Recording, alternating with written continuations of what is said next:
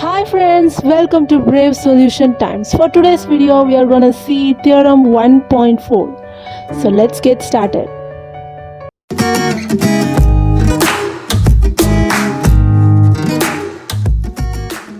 Theorem 1.4. If A is a non-singular, then determinant of A inverse is equal to 1 divided by determinant A. Second subdivision is A transpose the whole inverse is equal to A inverse the whole transpose.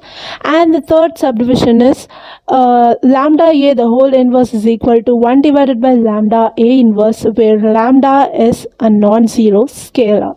Okay, now let's see what's given. A is non-singular, so this is the given part. So let's write it. A is non-singular. So இதை பார்த்தா உங்களுக்கு என்ன தெரியுது? A is non-singular na இதோட non-singular, what is the condition of non-singular? It is determinant of A is not equal to 0. So if any question or any theorem contain A is non-singular or B is non-singular, which means the particular determinant of A, which means the particular A, the determinant of A is not equal to 0. So this is a rule, right? And by a theorem we know that if particular matrix is non-singular, then you can say A inverse exists. Okay, therefore, so these three steps please try to remember. First, in the given, if they said that A is a non-singular matrix, then you can say that determinant of A is not equal to 0. And if that particular matrix is non-singular, which means the determinant of A is not equal to 0, then that particular matrix, for that particular matrix, A inverse exists. Inverse will exist, right? So please remember to memorize these three lines. Okay, now let's get into the subdivisions. First thing we have to prove is determinant of A inverse is equal to 1 divided by determinant of A. So this is the first thing we are going to prove. Determinant of A inverse is equal to 1 divided by determinant of A. Okay, now let's find some clues to solve this subdivision. Here we need A inverse, right? So here we already know A inverse exists, so that you can use the formula of A inverse, which is A into A inverse is equal to A inverse into A is equal to I, right? So this is the formula of A inverse. And then here let's take any one of the term. Here A into A inverse and A inverse into A are both are equal, right? So let's take any one term first. Here A into A inverse is equal to In. So I'm taking this thing. Now what we are going to do is, here there is another clue, which is for every term here there is a determinant sign, right? So we are going to multiply this thing with the determinant. For இப்போ நம்ம ஏதாவது determinant ஏதாவது add பண்ணணும்னா நம்ம straight away போய் add பண்ண முடியாது. Okay, for that you have to use some rule. So இங்க நம்ம என்ன rule யூஸ் பண்ண போறோம்னா, using the product rule of determinants. ஓகேவா, நம்ம என்ன பண்ண போறோம், using the product rule for determinants. Okay, so for that we are using a product. இப்போ ப்ராடக்ட் ரூல்னா என்ன அப்படின்னு பார்க்க போகிறோம். அதாவது ஏஏ இன்வர்ஸ் இப்படின்னு இருந்துச்சுன்னா ப்ராடக்ட் ரூல் என்னவா இருக்கும்னா, இதை ரெண்டையும் செப்பரேட் பண்ணும். ப்ராடக்ட் ரூல், அதாவது determinant of A and determinant of A inverse. Okay, so இது வந்துட்டு என்னன்னா நமக்கு ஐஎன்னு கிடைக்கும். Okay, determinant of I N. So determinant of ஐஎன்னா என்ன சொல்லியிருக்கேன், ஐனா என்ன, ஒரு identity element which is equal to 1. Okay, so identity element இது எங்கே வந்தாலும் நம்மளோட ஆன்சர் வந்துட்டு 1ஆக தான் இருக்கும். ஓகேவா, ஸோ இதுதான் நம்மளோட product rule for determinant. So இப்போ நம்ம கொஸ்டினில், ஐ மீன் இந்த சப்டிவிஷனில் நமக்கு நிறைய டிட்டர்மினன்ட்ஸ் இருக்கிறதுனால நம்ம இங்கே ப்ராடக்ட் ரூல் ஃபார் டிட்டர்மினண்ட்டை எடுத்திருக்கோம். பிகாஸ் இதை தான் நம்ம ப்ரூவ் பண்ணணும். ப்ரூவ் பண்ணுறதுக்கு நம்ம டிட்டர்மினன்ட் வேணும், அதனால தான் நம்ம இதை எடுத்திருக்கோம். ஓகேவா, now let's see. Here we got A into A inverse, which we taken from this, right? And then determinant of In is equal to 1, and we have already found out. So let's substitute that here.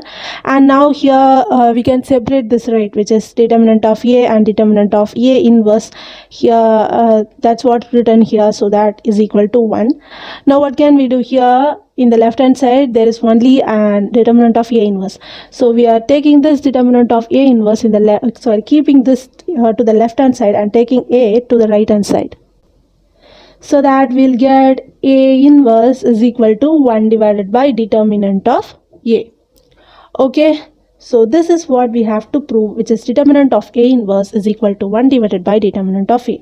So this is our first subdivision, hence proved.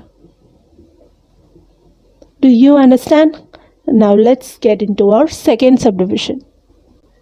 Second subdivision.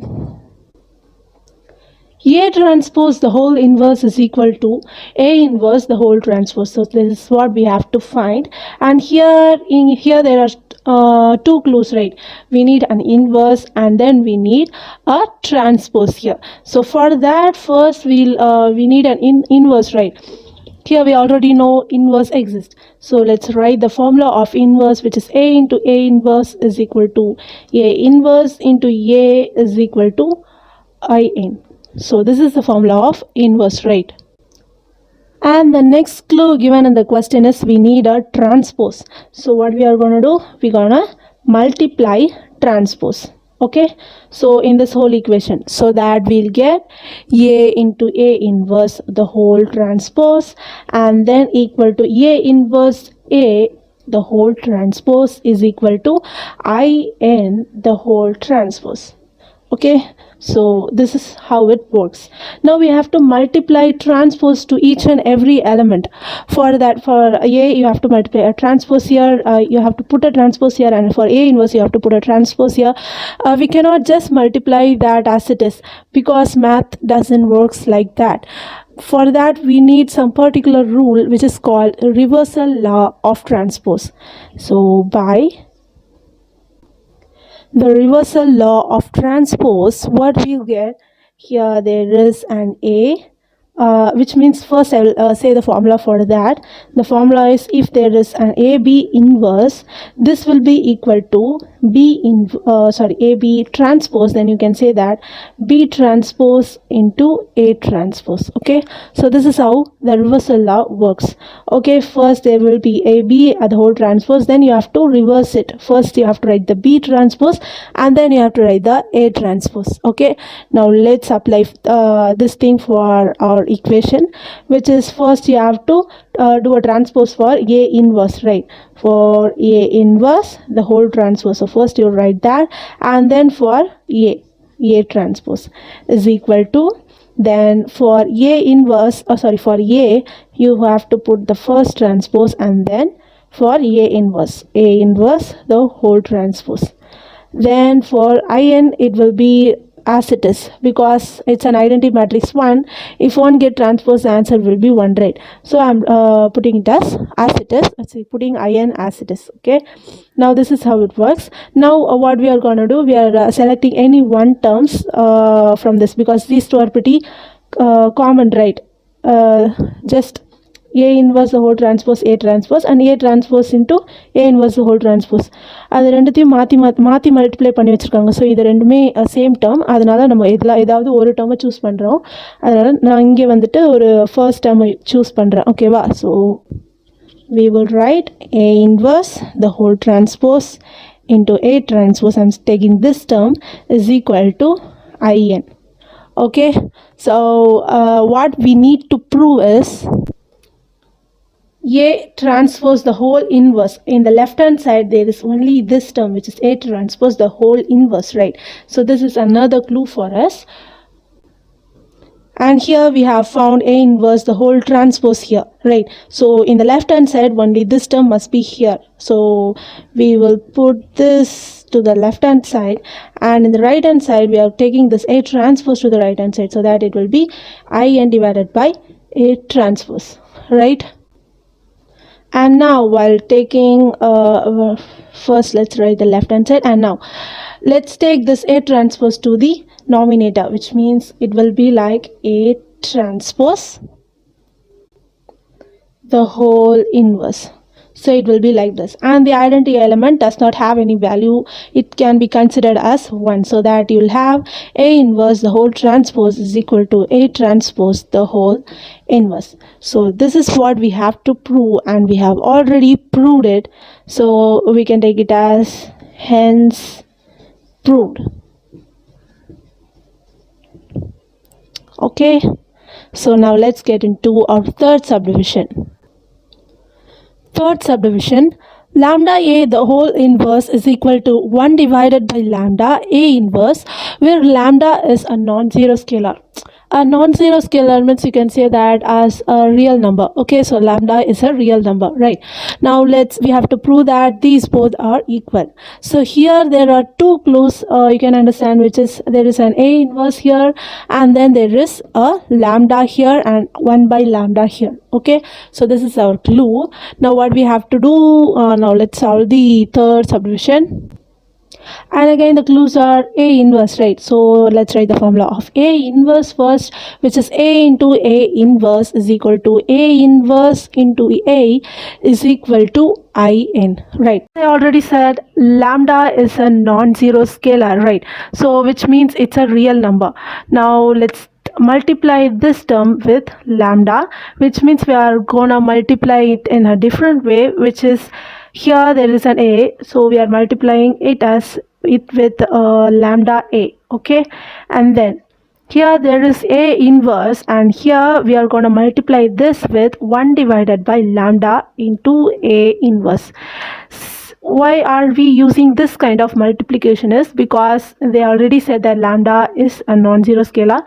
So if we take lambda into 1 divided by lambda, this will get cancelled and we'll get a real number 1, right? So that's why we are using this kind of multiplication. Okay, now let's see the next one. For a inverse we are going to multiply 1 divided by lambda into a inverse, and then for a we are going to multiply lambda into a. Okay, then finally for in we are putting as it is, because if we multiply both 1 divided by lambda and lambda, the answer will be again 1, right? So we are just putting in as it is. And then we usually take any one of the terms from this, right?